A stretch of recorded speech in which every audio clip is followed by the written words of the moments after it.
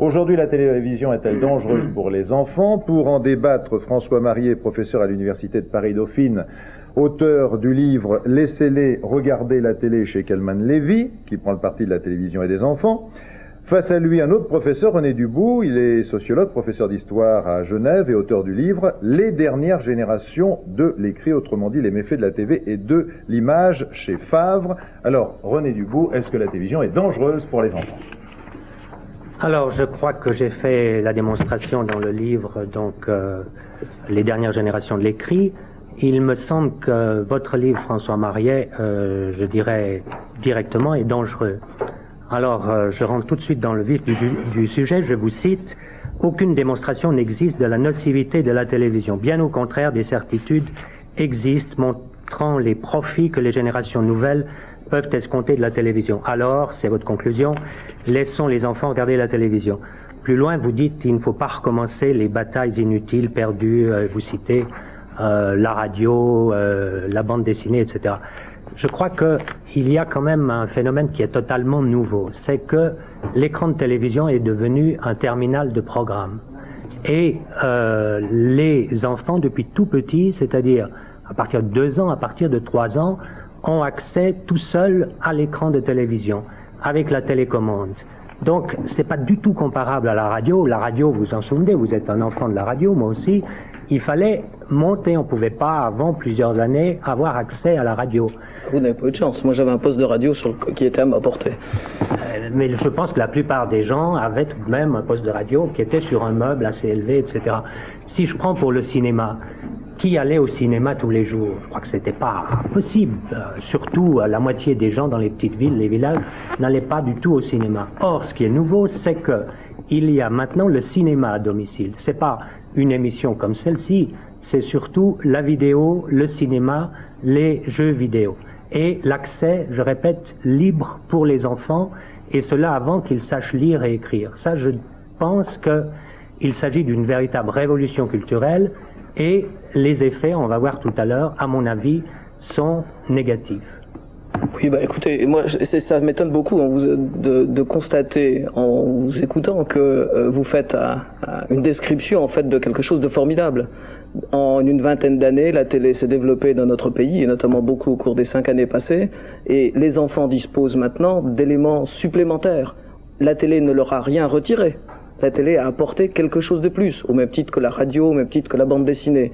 Alors, vous dites c'est dangereux. Vous dites d'ailleurs aussi que mon livre est dangereux. Je passe d'ailleurs sur le paradoxe qui nous sépare. Vous écrivez un livre hostile à la télévision et vous venez le défendre à la télévision. Au moins, je suis cohérent. Je viens à la télévision dire que la télévision ne fait de mal à personne. Je rappelle que je suis un professeur, que je suis un homme du livre, que j'enseigne chaque semaine les médias, mais que je dis aussi à mes étudiants qu'il faut lire, et voilà déjà une vingtaine d'années. Donc, il n'y a pas d'incompatibilité entre la télévision et l'écrit. Moi, à vous lire, écoutez, je suis d'accord avec la plus grande partie du diagnostic que vous effectuez. C'est vrai que la lecture est en difficulté dans la plupart des pays occidentaux. Dans les autres, elle n'est pas encore arrivée, pratiquement. Mais dans les pays occidentaux, elle est en difficulté. C'est vrai, mais ça n'est pas la faute de la télévision. La télévision, je crois, c'est un bouc émissaire dans cette affaire. Ce qui ne marche pas et qui empêche les enfants de lire, ça n'est pas la télévision. C'est par exemple l'école qui ne marche pas bien. C'est par exemple un environnement socio-culturel qui ne permet pas aux enfants de trouver des bibliothèques ouvertes, agréables, luxueuses, quand eux sont disponibles. Au cours des années passées, on a eu plusieurs rapports dans la plupart des pays occidentaux sur la grande misère des bibliothèques, y compris des bibliothèques universitaires. La télévision n'y est pour rien, ce n'est pas la télévision qui détruit les bibliothèques. Ce sont nos sociétés qui ont décidé, qui ont fait des choix, ce choix consistant à ne plus investir assez dans les bibliothèques et dans les écoles. La télévision, elle apporte quelque chose de plus. Elle ne retire rien. Moi, je suis du côté de l'addition. Vous êtes du côté de la soustraction. Alors, si on reprend la question des effets, depuis que votre livre est sorti, sauf erreur, c'était au mois de février, n'est-ce pas? Mars. Alors, depuis lors, il est sorti des quantités de rapports. Je prends d'abord le rapport Mijon, vous le connaissez sans doute, et on dit, c'est à peu près les chiffres aussi que vous citez, on savait cela, 20 à 30% des enfants qui entrent en 6e ont des difficultés de lecture, donc sont appelés des illettrés. Maintenant, au sujet des effets négatifs de la télévision, il y a eu tout un dossier dans le Nouvel Observateur, et là, c'est le contraire de ce que vous affirmez. Il semble bien que la tendance serait que les effets, en particulier la violence, devient quelque chose qui est reconnu par la majorité des psychiatres, des spécialistes et des enquêtes à ce sujet. Je vous signale également dans le Figaro Madame, il y a eu aussi un dossier qui était bien fait et qui concluait précisément à la nocivité de la télévision, donc le problème de la violence sur l'imaginaire. Écoutez, juste encore un point, il y a le Spiegel, je ne sais pas si vous avez vu, un autre pays, oui, c'est intéressant. Spiegel. Il y avait aussi Der Stern, et il y en avait bien d'autres. La plupart de la grande presse européenne, la presse magazine, effectivement, au cours des derniers mois, en France, en Allemagne, en Suisse, en Italie notamment, et même en Espagne, a abordé ce problème. C'est la presse magazine, ça n'est pas un travail de recherche scientifique. Je n'ai trouvé dans aucun de ces travaux, ni dans le très sérieux Der Spiegel, ou dans d'autres magazines, je n'ai trouvé aucune démonstration scientifique. Ce que je dis, et je ne suis pas le seul à avoir fait ce travail, un collègue canadien l'a effectué également. Il y a des débats sur cette question, il y a des différences d'opinion, certes, mais il n'y a pas de démonstration scientifique. Et ça, c'est quelque chose de complètement différent. Il ne faut pas mélanger les choses. Nous sommes tous les deux du côté aussi de la recherche. Vous savez bien comme moi qu'il y a ce que l'on peut démontrer et ce que l'on croit, ce que l'on sait et ce que l'on croit. On croit beaucoup de choses concernant la télévision. Concernant ses effets, on ne sait pratiquement rien, sauf un certain nombre de conjectures sur les effets à long terme qui ne seront sans doute démontrées que dans plusieurs dizaines d'années. Alors je crois qu'il y a là aussi un problème d'honnêteté. Il ne faut pas mélanger l'opinion et le savoir. Sur la télévision, sur ses effets, rien ne permet de dire qu'il y a des effets négatifs. Par contre, sur ce que sont les causes réelles de l'absence de jeunes lecteurs, par exemple, là, on a des démonstrations scientifiques. Les sociologues dans tous les pays européens ont montré quelles étaient les raisons des difficultés de lecture des enfants. Un enfant qui ne lit pas, c'est d'abord un enfant qui ne sait pas bien lire. Comme il ne sait pas bien lire, il n'a pas de plaisir à lire. N'ayant pas de plaisir à lire, il ne lit plus. Oui, je prends votre démonstration, d'accord, mais vous savez très bien que on ne pourra jamais prouver d'une manière scientifique en sciences sociales les effets de ceci ou cela. Donc toutes les études qui ont été faites, et vous-même vous n'avez pas fait une analyse critique de ces études, n'est-ce pas? Vous faites une démonstration et il y a une grande part finalement qui est personnelle. Donc je crois que jusqu'à maintenant, il n'y a jamais eu de démonstration scientifique. Il y a tellement d'études et, comme vous dites, d'opinions dans ce domaine-là que pratiquement c'est impossible. Mais vous affirmez, vous, qu'il y a des éléments qui vous permettent d'affirmer le contraire, c'est-à-dire qu'elle a des effets positifs. C'est pour ça que je dis votre ouvrage est dangereux, parce que les parents, je prends le titre qui est très bien trouvé, je pense que vous êtes un publicitaire fantastique, vous avez très bien su vendre votre livre, mais je persiste à croire tout de même le titre laisse croire aux parents que précisément la télévision est dangereuse, n'est-ce pas?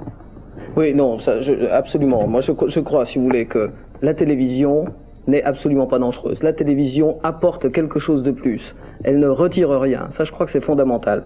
Et j'ai pu faire une démonstration dans cet ouvrage fondée sur les seules données quantitatives dont nous disposons actuellement, qui montrent qu'il y a 3 manières de consommer la télévision.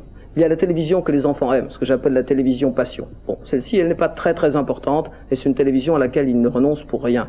Il y a la télévision tapisserie, celle qu'ils regardent de plus en plus en faisant autre chose, en prenant le petit déjeuner, en lassant leurs chaussures, etc. Bon, ça c'est de la télévision qui ne prend rien. Et puis il y a la télévision bouche-trou. Alors la télévision bouche-trou, c'est la télévision que les enfants regardent parce qu'il n'y a rien d'autre à faire. Et c'est souvent une télévision qui leur est pas destinée. Et évidemment, là il y a un véritable problème. Mais le problème c'est le trou, ça n'est pas le bouche-trou.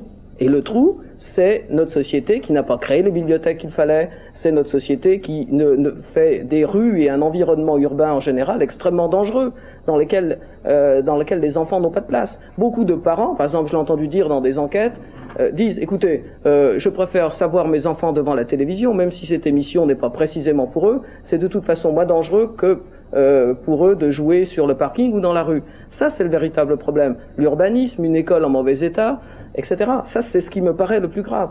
Les 3 télévisions que vous décrivez, je crois que c'est la même chose pour les adultes, n'est-ce pas? Il y a la télévision passion, la télévision tapisserie. Je crois que c'est pas une découverte de dire que les gens font autre chose en regardant la télévision. Maintenant, il y a des quantités de gens qui déjeunent en nous regardant sans doute, non, n'est-ce pas? La nouveauté, donc, là, il n'y a rien de nouveau. C'est de dire que ça ne prend pas de place aux enfants, ça ne retire rien aux enfants. La télévision n'empêche pas de lire. Non, mais alors là, je pense qu'il y a un point sur lequel vous avez peu insisté, parce que vous restez très général en parlant des enfants. Je pense que c'est les enfants préscolaires. Et sans doute, vous avez lu dans le Spiegel, une très grande importance est donnée à cette catégorie d'enfants. Donc, c'est un phénomène nouveau, je répète, depuis le début des années 80. La télécommande, la vidéo, les jeux vidéo. Donc, il y a une nouvelle génération. Je pense que vous ne l'avez pas tellement étudié parce que vos études s'arrêtent vers 1983, si je vous ai bien lu. Donc, depuis lors... Je ne peux pas laisser dire ça. Mes études s'arrêtent à 15 jours avant la fermeture du livre, si j'ose dire. Hein. Je dispose en permanence de toutes les données d'audience, les plus récentes, celles dont on dispose maintenant en France, notamment avec le Mediamat ou avec Nielsen. Ces études sont faites sur les très derniers moments. Oui, mais pour les enfants préscolaires... Ils ne lisaient pas, ces enfants, avant. Ils ne lisaient pas. Vous ne pouvez pas dire que la télévision les empêchait de lire. Le problème, ils ne savent pas lire. Moi, je dis que les enfants, à force de regarder la télévision, qui n'est pas faite pour eux. Vous connaissez les études de Piaget sur le développement de l'intelligence. Il y a un certain nombre de stades dans le développement de l'intelligence. Et pour la première fois dans l'histoire... Elle ne portait pas sur la télé, celle de Piaget. Elle porte sur le développement de l'intelligence. D'accord. Alors, le point précis, c'est les effets de la télévision sur le développement de l'intelligence des enfants. C'est ça la question. Vous me direz qu'on sait très peu de choses là-dessus et ça pose des problèmes. Ça pose des problèmes que nous n'avons pas résolus au cours de ce débat, mais le problème n'était moins de les résoudre que de bien les poser. Alors, vous avez la possibilité de nous donner votre sentiment si vous êtes doté d'un Minitel, 3615 code la 5. Question de François Marié, la télévision vous a-t-elle déjà incité à lire un livre? Question de René Dubout, les parents doivent-ils contrôler et limiter l'accès à la télévision des enfants de moins de 7 ans? Question de la 5, d'une manière générale, estimez-vous que les programmes télé sur les 6 chaînes de télévision en France se sont améliorés ou ont régressé? Première tendance aux environs de 13h30. Messieurs, merci.